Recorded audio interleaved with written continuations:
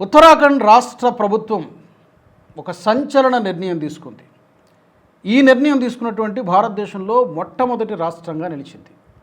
ఆ నిర్ణయం ఏంటి అంటే కనుక మదర్సా బోర్డును పూర్తిగా రద్దు చేస్తున్నట్లు తాజాగా ఆ రాష్ట్ర ముఖ్యమంత్రి పుష్కర్ సింగ్ ధామీ ప్రకటించారు. నిజానికి ఇది చాలా సాహసోపేతమైనటువంటి నిర్ణయం. చాలా రాష్ట్రాలు ఆలోచన చేస్తున్నాయి, మదర్సా బోర్డును పూర్తిగా తీసివేయాలని చెప్పి ఆలోచన చేస్తున్నాయి. ఇంతలోనే పుష్కర్ సింగ్ ధామీ ఈ నిర్ణయం తీసుకున్నారు. ఒకసారి డీటెయిల్స్ మనం చూద్దాం. ఆయన రీసెంట్గా ప్రకటించారు, ఇకపై అంటే జూలై 2026 నుంచి కూడా రాష్ట్రంలోని అన్ని మదర్సాలు ఉత్తరాఖండ్ విద్యా బోర్డు సిలబస్ అంటే ఎడ్యుకేషన్ బోర్డు సిలబస్ను తప్పనిసరిగా అమలు చేయాలి. ఈ నిబంధన పాటించినటువంటి మదర్సాలపైన కఠినమైనటువంటి చర్యలు ఉంటాయి, షట్ డౌన్ చేసేస్తాం. ఇప్పటికే దాదాపుగా ఒక 240కి పైగా మదర్సాలని షట్ డౌన్ చేశారు. ఎందుకంటే గత కొన్ని నెలలుగా ఈ ప్రక్రియ జరుగుతోంది, సెర్చ్ ఆపరేషన్ జరుగుతోంది. ఎన్ని అఫీషియల్గా గుర్తించిన ఉన్నాయి, ప్రభుత్వం చేత గుర్తించినవి ఎన్ని ఉన్నాయి, ఎన్ని ప్రైవేటు మదర్సాలు ఉన్నాయి, ఎన్ని అక్రమంగా నిర్మించినవి, ఎవరు ఫండింగ్ ఇస్తున్నారు, అక్కడ ఏం సిలబస్ బోధిస్తున్నారు, గత కొన్ని నెలలుగా ఈ ప్రక్రియ ఉత్తరాఖండ్ ప్రభుత్వం చేస్తోంది. సరే, చేసిన తర్వాత ఆ వచ్చినటువంటి డేటాను చూసిన తర్వాత తీసుకున్నటువంటి నిర్ణయం ఇది.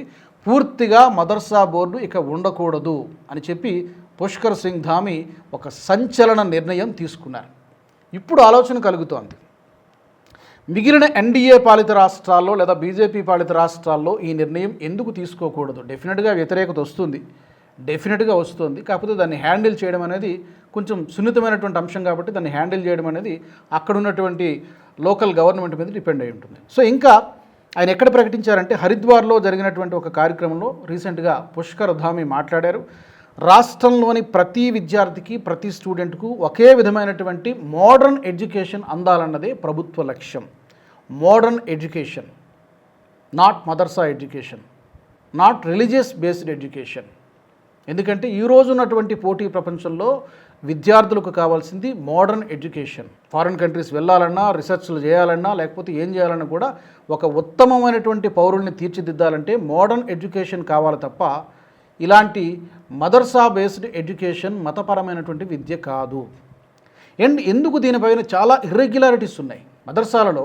Not only in Uttarakhand, Uttar Pradesh, పర్టికులర్గా బోర్డర్ స్టేట్స్లో రాజస్థాన్, పంజాబ్, జమ్మూ కాశ్మీర్, ఇట్లా పర్టికులర్గా బోర్డర్ స్టేట్స్లో కొన్ని వేల సంఖ్యలో మదర్సాలు ఉన్నాయి. అందులో ఏం బోధిస్తున్నారు, ఏం యాక్టివిటీస్ జరుగుతున్నాయి అంటే చాలా సందర్భాలలో మనం వార్తల్లో చూసాము. జిహాదీని నూరుపోస్తున్నారు, మతపరమైనటువంటి విద్య పేరుతో పిల్లల యొక్క మెదళ్ళని చెడగొడుతున్నారు, వాళ్ళ బ్రెయిన్ వాష్ చేస్తున్నారు, వాళ్ళకి తుపాకులతో శిక్షణ ఇస్తున్నారు, ఆయుధాలను పట్టిస్తున్నారు. ఇలాంటి యాంటీ సోషల్ యాక్టివిటీస్ సంఘ విద్రోహ శక్తులుగా తయారవుతున్నారని, భారత దేశ వ్యతిరేక శక్తులుగా తయారవుతున్నారని, కొన్ని సందర్భాలలో ఉగ్రవాదులకు డెన్లగా మారుతున్నాయని, ఉగ్రవాదులకు సేఫ్ హబ్గా మారుతున్నాయని ఎన్నోసార్లు మనం చూస్తాం. మదర్సాల్లో, మసీదుల్లో దాక్కున్నటువంటి ఉగ్రవాదం, పర్టికులర్గా ఈ బోర్డర్ స్టేట్స్లో, విత్ ఇన్ ద కంట్రీ కాదు, బోర్డర్ సరిహద్దు రాష్ట్రాల్లో ఇలాంటి ఉదంతాలు మనం చాలా వార్తలు చూసాం.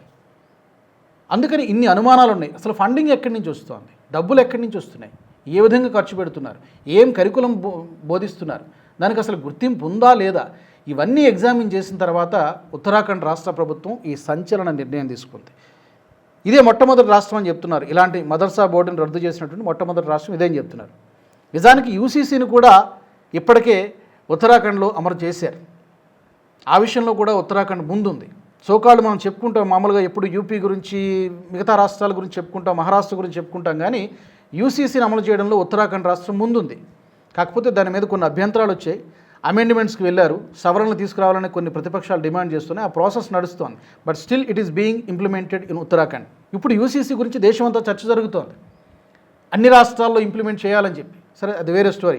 మతపరమైనటువంటి విద్యతో పాటు సైన్సు, మ్యాథమెటిక్స్, ఇంగ్లీషు, కంప్యూటర్ లాంటి మోడర్న్ సబ్జెక్ట్స్ కూడా ప్రతి విద్యార్థి నేర్చుకోవాలని చెప్పి ప్రభుత్వం చెబుతోంది. అందుకనే మదర్సా బోర్డును రద్దు చేస్తామని చెప్పి పుష్కర్ ధామీ ప్రకటించారు. ఆయన బయట కూడా మీకు వినిపిస్తాను, ప్లే చేస్తాను, మీరు చూడొచ్చు. विभाजनकारी मानसिकताओं पर अंकुश लगाने के लिए राज्य में नया कानून लागू करके मदरसा बोर्ड को समाप्त करने का भी निर्णय लिया है। अब उत्तराखंड में संचालित सभी विद्यालयों और मदरसों में सरकारी बोर्ड द्वारा निर्धारित पाठ्यक्रम ही पढ़ाया जाएगा। हम देवभूमि में कबीलाई मानसिकता को पनपाने वाले अलगाववादी केंद्र नहीं, बल्कि ज्ञान और शिक्षा के मंदिर स्थापित करना चाहते हैं। यही नहीं, हमने बच्चों को गुमराह करने वाले 250 से भी अधिक चलने वाले ऐसे अवैध रूप से चलने वाले मदरसों को ताला लगाने का काम भी किया है। आप सभी जानते हैं, कुछ लोग हमारे धार्मिक स्थलों पर बेस बदलकर सनातन धर्म को बदनाम करने का षड्यंत्र कर रहे हैं। इसलिए हम उत्तराखंड में ऑपरेशन कालनेमी अभियान के माध्यम से ऐसे पाखंडियों पर जो धर्म के मार्ग पर बाधा बनने का काम कर रहे हैं, धार्मिक भावनाओं को आहत करने का काम कर रहे हैं, सनातन को बदनाम करने का काम कर रहे हैं, ऐसे पाखंडियों पर हम कड़ी कार्रवाई भी कर रहे हैं। ఈ నిర్ణయం పైన భిన్నాభిప్రాయాలు కూడా వ్యక్తమవుతున్నాయి. నేను ఇందాక చెప్పాను కదా, డెఫినెట్గా ఏదైనా ఒక సంచలన నిర్ణయం తీసుకున్నప్పుడు వ్యతిరేకత వ్యక్తమవుతుంది. దాన్ని ఇంప్లిమెంట్ చేయడానికి, దాన్ని డైజెస్ట్ చేసుకోవడానికి కొంత టైం పడుతుంది, వాళ్ళని కన్విన్స్ చేయాల్సి ఉంటుంది. ఇప్పుడు కొంతమంది ముస్లిం మత పెద్దలు ఏమంటున్నారంటే, మదర్సా నిర్వాహకులు కానీ మదర్సా బోర్డులు కమిటీల నిర్వాహకులు ఏం చెప్తున్నారంటే, పూర్తిగా బోర్డును రద్దు చేయడం మా యొక్క సెంటిమెంట్స్ని దెబ్బతీసినట్టు అవుతుంది. అలా కాకుండా రిఫార్మ్స్ తీసుకురండి, సంస్కరణలు తీసుకురండి, ఆడిట్ చేయండి, కావాలంటే గుర్తింపు లేని వాటిని రద్దు చేయండి, కావాలంటే ఇక్కడ ఏమేమి యాక్టివిటీస్ జరుగుతున్నాయో అప్పటికప్పుడు వచ్చి చెక్ చేసుకోండి కావాలంటే, కానీ పూర్తిగా మదర్సా బోర్డును రద్దు చేయడం అనేది డెఫినెట్గా మా ముస్లింల యొక్క మనోభావాలను దెబ్బతీస్తుంది. కాబట్టి ఈ నిర్ణయాన్ని ప్రభుత్వం రివ్యూ చేయాలి, పునఃసమీక్షించాలి. కాబట్టి మేము ప్రభుత్వానికి విజ్ఞప్తి చేస్తున్నామని చెప్పి కొంతమంది మౌల్వీలు, మత పెద్దలు పుష్కర్ ధామీని కొన్ని లెటర్స్ రాయడము, కొన్ని రిప్రజెంటేషన్స్ ఇవ్వడం జరిగింది. కానీ వన్స్ డెసిషన్ తీసుకున్న తర్వాత, ఎందుకంటే గత కొన్ని నెలలుగా ఈ ఎక్సర్సైజ్ జరుగుతోంది, ఎక్సర్సైజ్ జరిగిన తర్వాత బయటపడినటువంటి ఇర్రెగ్యులారిటీసు, ఈ మసీదులు మదర్సాల పేరుతో ఈ ముసుగులో లోపల ఏం యాక్టివిటీస్ జరుగుతున్నాయి ఇవన్నీ కూడా తెలిసిన తర్వాత ఈ సాహసోపేతమైనటువంటి నిర్ణయాన్ని ఉత్తరాఖండ్ ప్రభుత్వం తీసుకుంది. ఇప్పుడు చాలామంది హిందూ సంఘాల నాయకులు కానీ, పూర్తిగా రైట్ ఐడియాలజీ కలిగినటువంటి వ్యక్తులు కానీ, జాతీయవాదులు కానీ డిమాండ్ చేస్తున్నది ఏంటంటే, ఉత్తరాఖండ్ ప్రభుత్వాన్ని అభినందిస్తున్నారు. ఇది దేశవ్యాప్తంగా ఇలాంటి నిర్ణయమే అన్ని రాష్ట్రాల్లోనూ తీసుకోవాలి అని చెప్పి డిమాండ్ చేస్తున్నారు. ఒకేసారి అమలు చేయడం సాధ్యం కాదు. ఏ స్టేట్ కా స్టేట్ ఇనిషియేటివ్ తీసుకొని చేయాల్సినటువంటి అవసరం ఉంటుంది. చూద్దాం రాబోయే రోజుల్లో మిగిలిన రాష్ట్రాల్లో ఈ మదర్సా బోర్డు యొక్క ఉనికి ఉంటుందా, లేకపోతే పూర్తిగా రద్దవుతుందా? మరి మీకేమనిపిస్తోంది? మదర్సా బోర్డు అందులో బోధించేటువంటి విద్య ఈ రోజున స్టూడెంట్స్కి అవసరమా, లేదంటే మోడర్న్ ఎడ్యుకేషన్ అవసరమా? మీ అభిప్రాయాల్ని తప్పకుండా కామెంట్ సెక్షన్లో పెట్టండి. వచ్చే ఎపిసోడ్లో కలుద్దాం. ఈ వీడియో మీకు నచ్చినట్టయితే లైక్ చేయండి, 10 మందికి షేర్ చేయండి. అలాగే కామెంట్ల రూపంలో మీ అభిప్రాయాలను మాతో పంచుకోండి. Nationalist hub group of channels ను సబ్స్క్రైబ్ చేసుకుని తెలుగునాట జాతీయవాద జర్నలిజాన్ని ప్రోత్సహించండి. ఈ వీడియో కింద ఉన్న బెల్ ఐకాన్ పై క్లిక్ చేయడం మర్చిపోవద్దు.